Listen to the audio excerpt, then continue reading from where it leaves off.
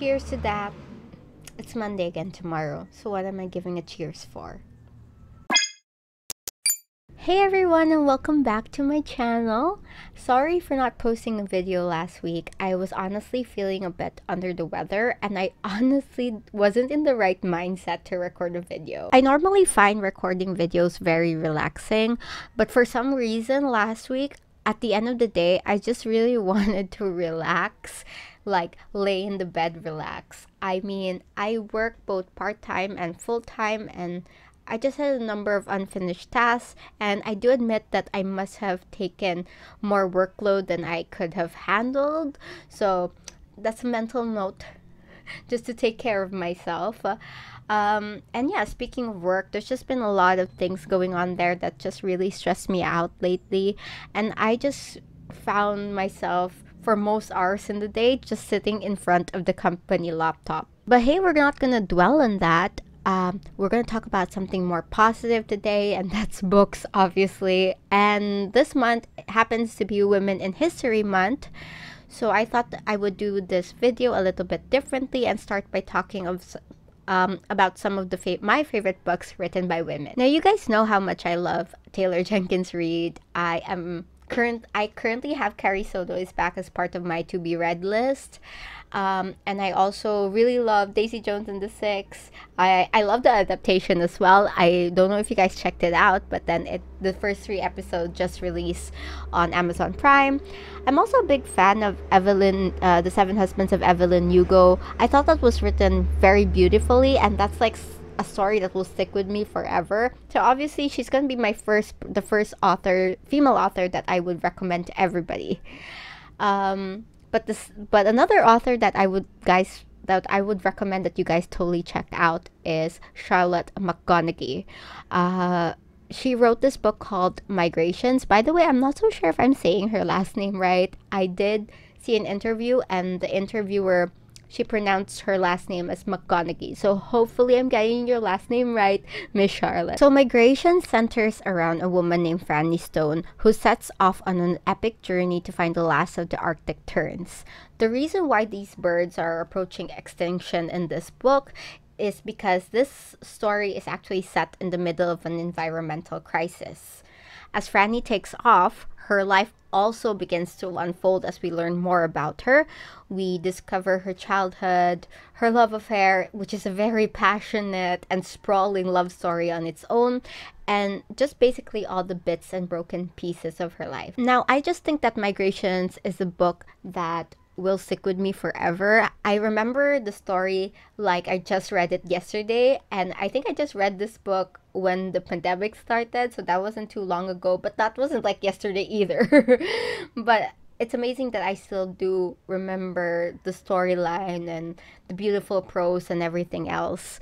It's a sprawling epic, but at the same time, it's such an intimate story. It just has that right balance, and I can't recommend this book enough. Now, the second book would be more on the YA side. It's called The Strange and Beautiful Sorrows of Ava Lavender by Leslie Walton.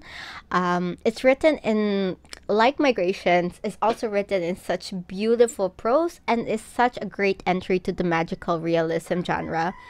The book, like most magical realism stories, the book also tackles generational trauma. It's centered around generations of women who carry trauma, heartbreak, and hope at the same time.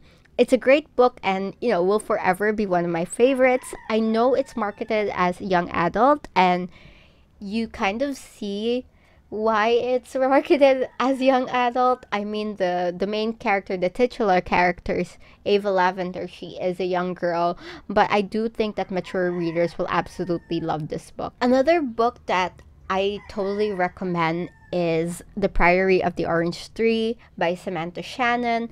I don't have a copy of that book right now, but I did remember that I read it during there was this terrible storm that hit my country, or my city, and we didn't have any light at that time, and I find that my connection with this book was very sentimental because we had lost electricity for a whole month.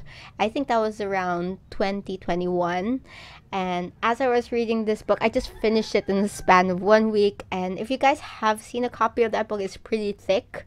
And I just read it by candlelight, and I just love the themes of hope and strength. And I know it sounds a little bit corny, but then I will never forget that book, and it's very special to me. And of course, if you're looking for a good feminist fantasy, then look no further than Priory of the Orange Tree.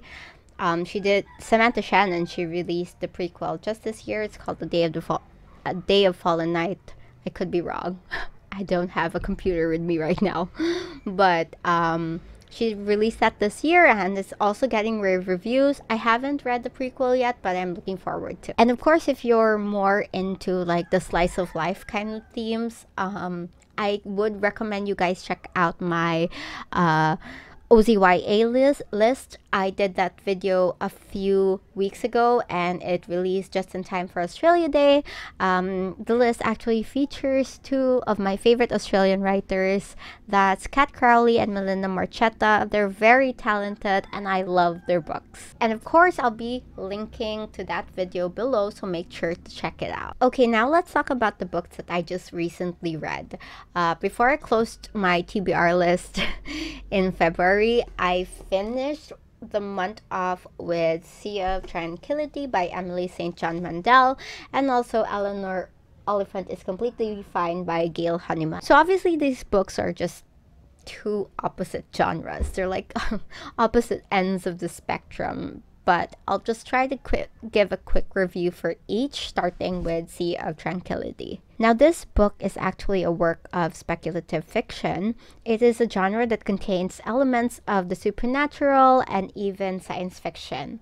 It's a good book, without a doubt, but I did make the grave mistake of reading it without reading its predecessor, The Glass Hotel. While it's not marketed as a direct sequel, I read online that you enjoy the book better when you read them in succession. I still did sort of like the Sea of Tranquility on its own, and in most ways it does work well as a standalone, but I just feel like the story started slow and then suddenly wrapped up very quickly. I didn't get to immerse myself in the themes and the overall feeling of the book, if you get what I mean. You see, when you write a story that's under the genre of science fiction and one that tackles time travel, you kind of expect a bit of world building, but I think that was really lacking in this book. I did, however, enjoy the plot about, there was a subplot about a writer named Olive Lewin. I don't know if I'm saying her name right, but she's actually, her character is a writer that goes on a book tour in the moon many, many years into the future. I found that she had a lot of parallels to Mandel herself. And surprisingly, like, I read online that a lot of people thought that way as well. And it's likely because she was also a writer that I identified with her character the most. But I think like my criticism still stands. I just don't think that it had a lot of meat to it to make it an unforgettable book. I do think that I need to reread this book after I read The Glass Hotel or even Station 11. I think there were some characters from The Glass Hotel specifically that do appear in this book that I would have maybe appreciated it better. I just also think that I really stand with what I just said. Like, I think that it started off really slow, and then all of a sudden it was like we were warped into an ending, which is ironic because this is a book about time travel. So after my first read, I did give Sea of Tranquility 3 out of 5 stars on Goodreads. If I do find a copy of The Glass Hotel, maybe I'll give this another go. The next book that I read was Eleanor, Oliphant is Completely Fine. I finished this book like literally a few days ago. I was super excited to get a copy of this book. Well, because, you know, what's not to relate about and love about a character that works in the office and is socially awkward at the same time. That being said, I am really sad that this book kind of did not live up to the expectations I set for it. While the writing was great, I did call out the big twist pretty early on. I didn't really need to wait for the cracks in Eleanor's life to start showing, because the twist was quite obvious and just literally right in front of you. I also know that Eleanor's character is intentionally unlikable, and that's totally fine. I think it makes you better understand the people who act like there's like a wall around them every time they interact with people in their day-to-day lives. It makes you realize that before you judge someone, you gotta realize that they're struggling more than you think. I think another big plus of this book is that it is also incredibly funny. I love there are certain parts where I really did enjoy Eleanor's inner dialogue, like when she was disappointed that Bobbi Brown didn't work that day. And as you guys know, Bobbi Brown is obviously a makeup brand, but Eleanor didn't know that. And I think like the way that she judges other people, I find that to be hilarious. I find myself relating to her in more ways than one. And I really like there were some parts about Eleanor that you would really fall in love with. One of my issues was that there are too many characters in this book, and they just revolved around Eleanor without really moving the plot forward, or it didn't really make the story any more interesting. And I feel like this book was way stretched out towards the end. There was too much focus on certain scenes. Like, I feel like the author should have dialed it down a bit, or maybe the editor should have dialed it down a bit and maybe recommended that they cut some parts of the book. But that's just my opinion, of course. I still do think that it's a good book. I feel like I really enjoyed the character of Raymond, most especially. He was definitely a highlight here, and I just feel like the author, Gail Honeyman, she really handled themes like trauma and mental issues very well. So like Sea of Tranquility, I also gave Eleanor Oliphant is Completely Fine 3 out of 5 stars on Goodreads. Okay, thank you so much for making it this far in the video. I do have a list of exciting books that I just ordered in Amazon that will be coming in a few weeks.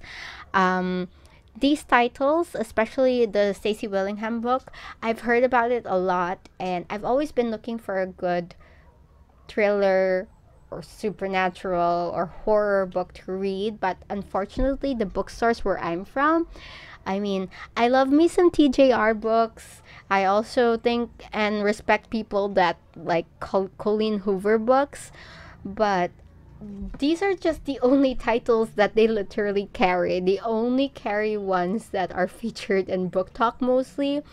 In fact, for Eleanor Oliphant is Completely Fine, I really had to wait a few weeks until they restocked the book.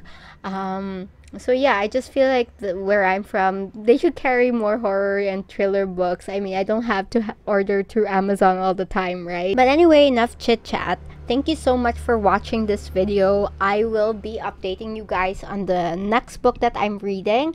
I know it's in History Month. I know it's almost Women's Day, and I'm reading A Gentleman in Moscow, which is obviously written by a man. But I don't have any other books on my list. I do have Carrie Soto is Back by the Queen herself, TJR.